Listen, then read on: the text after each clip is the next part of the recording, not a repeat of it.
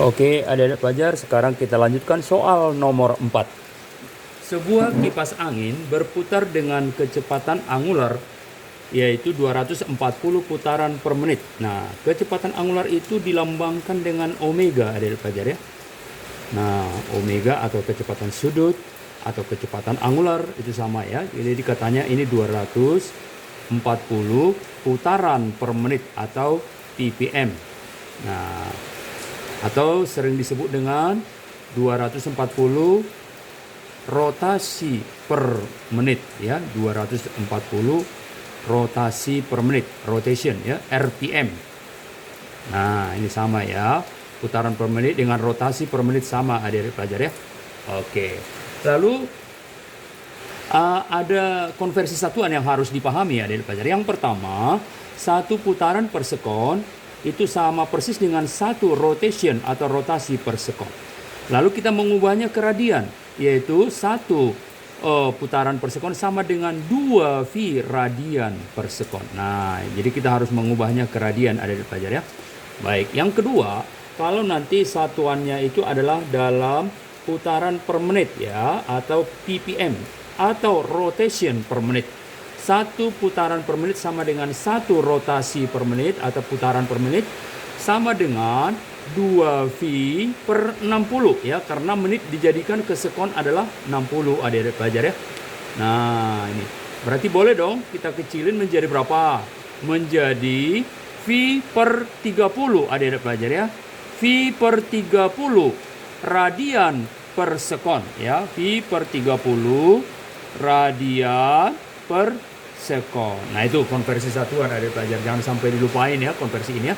Berikutnya, omega 240 juga kita konversikan menjadi radian, adik pelajar. Oh, berarti menjadi apa? Omega menjadi 240 diubah ke radian per sekon, tentu dikali berapa?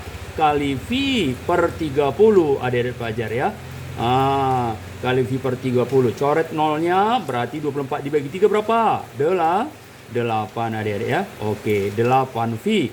Berubah satuannya sekarang menjadi radian per sekon. Nah, itu ya.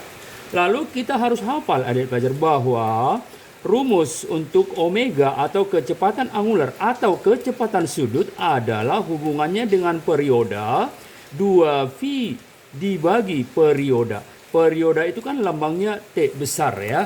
Oke. Karena yang ditanya di soal kita berapakah periode ya, atau perioda. Nah, ini persamaannya ada pelajar ya. Jadi dihafal, rumus daripada kecepatan sudut atau kecepatan angular adalah 2V per T ya.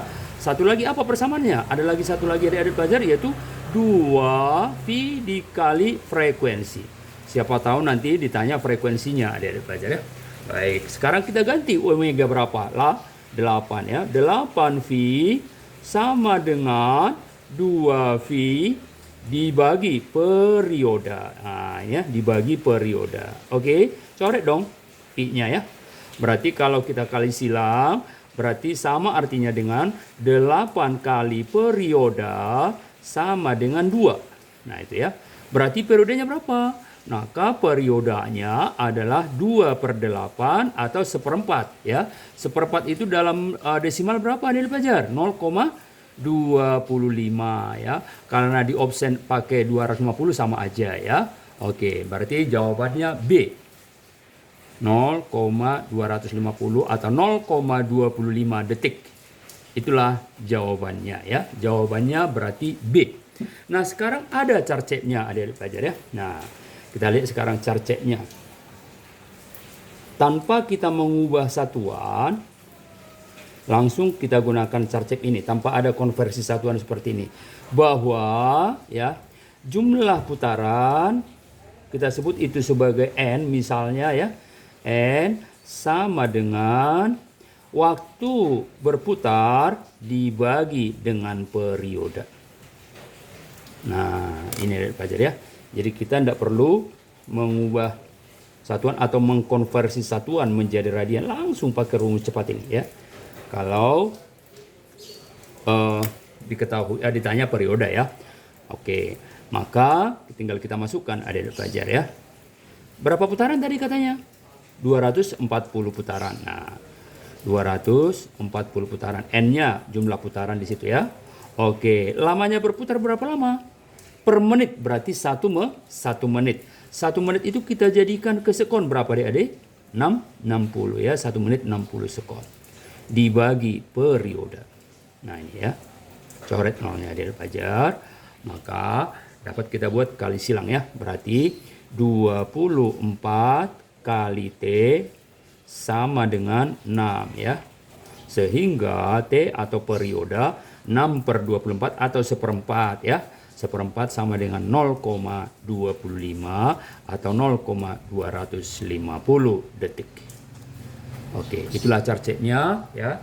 Cukup menghemat waktu adik-adik pelajar. Nanti kalau di soal ditanyakan frekuensi, maka carceknya juga ada adik-adik pelajar. Apa itu? N sama dengan T kecil dikali frekuensi ya kalau ditanya frekuensi. Oke.